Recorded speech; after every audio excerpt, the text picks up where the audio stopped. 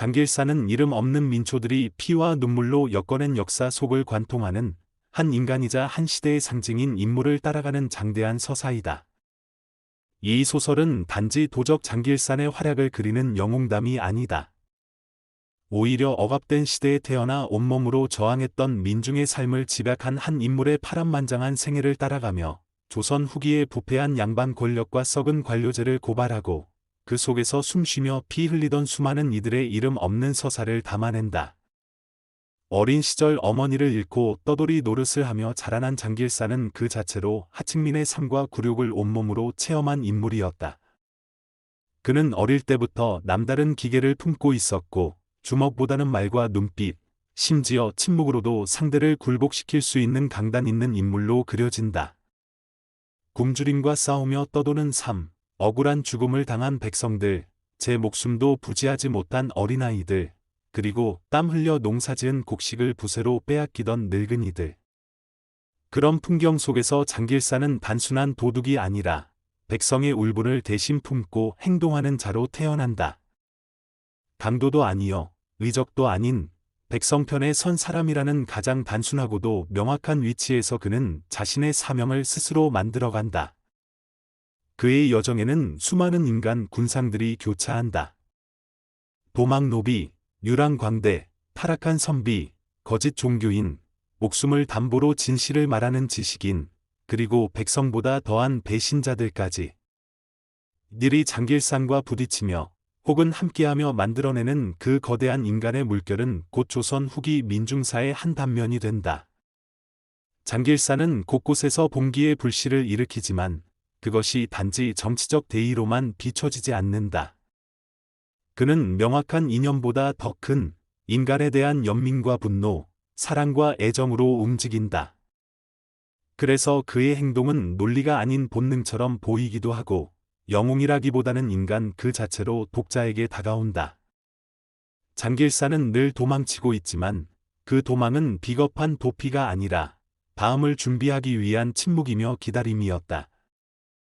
그는 늘 포위되어 있지만 그 포위 속에서도 누군가를 구하고 어디에선가 또 다른 불씨를 피워 올린다.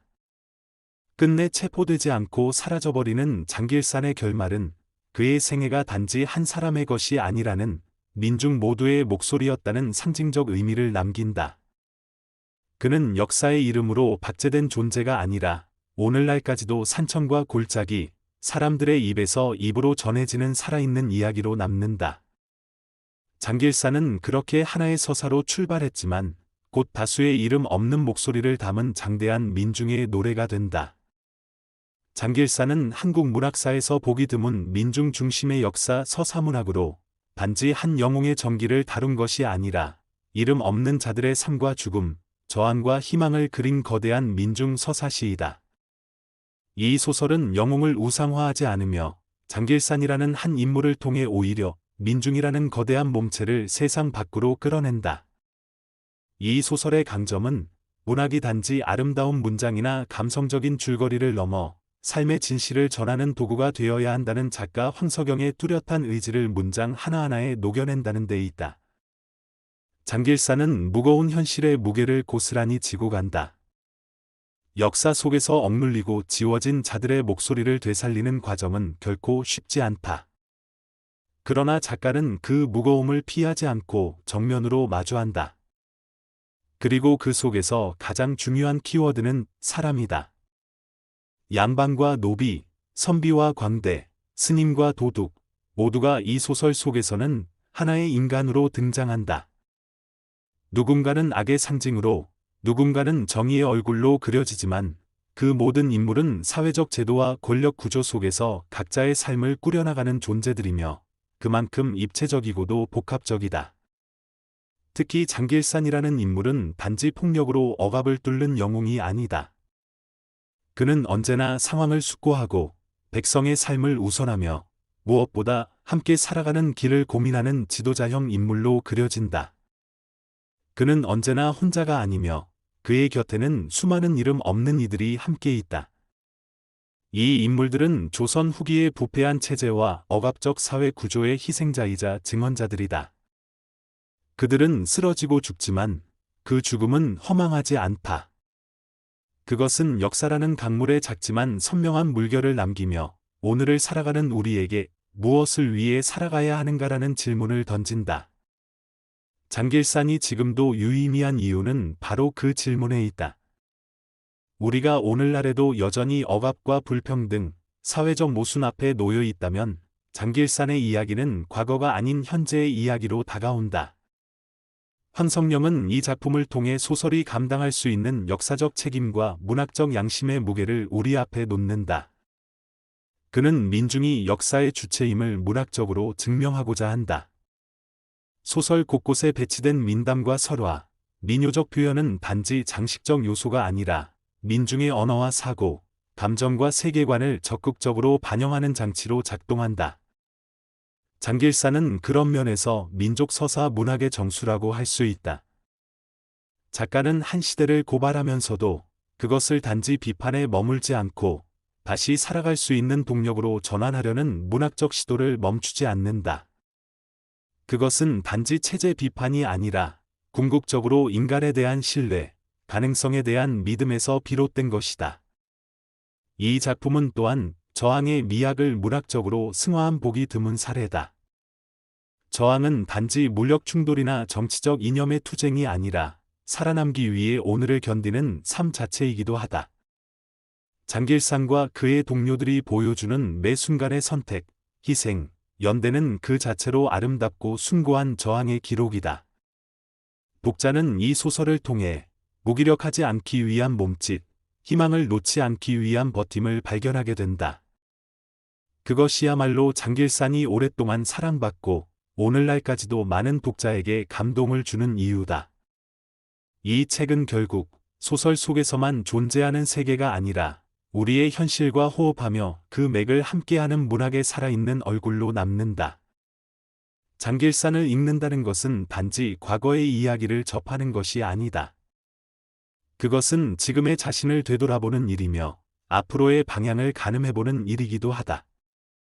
장길산은 단지 한 시대를 살아간 사내가 아니라 인간이 인간답게 살기 위한 기본을 끊임없이 묻는 존재였다. 그의 싸움은 대단한 정치혁명이나 철학적 논쟁이 아니라 굶주린 아이를 살리고 죽어가는 노인을 위해 길을 내어주는 일이었다. 그것은 크지 않지만 가장 사람다운 일이었고 바로 그 점에서 우리는 그에게서 인간의 본질적인 아름다움을 본다. 작가 황석영이 그린 이 거대한 서사의 가장 큰 미덕은 역사를 정면으로 응시하면서도 인간의 얼굴을 잃지 않는 데 있다. 소설 속 장면 하나하나가 다채로운 인생 군상으로 채워져 있고 각자의 사연은 실로 촘촘하다. 우리가 장길산을 통해 기억해야 할 것은 단지 역사에 대한 지식이나 시대적 맥락이 아니라 그 속에서 숨쉬고 울고 죽어간 한 사람 한 사람의 목소리다. 작가는 그 잊혀진 목소리 하나하나에 생명을 불어넣으며 우리가 쉽게 지나쳐온 역사라는 이름의 억압 속에서 인간의 존엄을 일으켜 세운다. 장길산은 영웅이 아니다.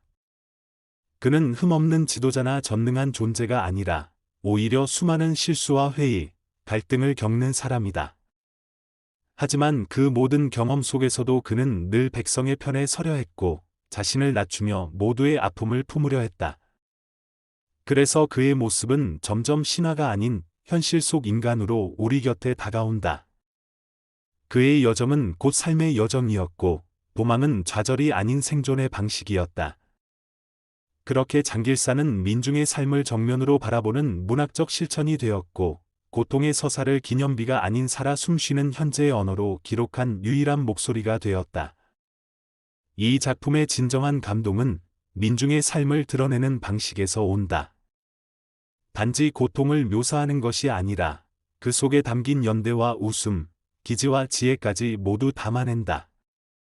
눈물만이 아니라 소리 없는 저항과 서로를 일으켜 세우는 손길과 절망 속에서도 한 줄기 희망을 놓지 않는 사람들의 표정이 있다.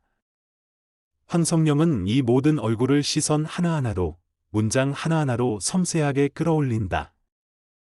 그는 폭로하거나 소리치지 않는다. 대신 보게 한다. 그리고 느끼게 한다. 독자는 읽으며 울고 읽으며 분노하고, 읽으며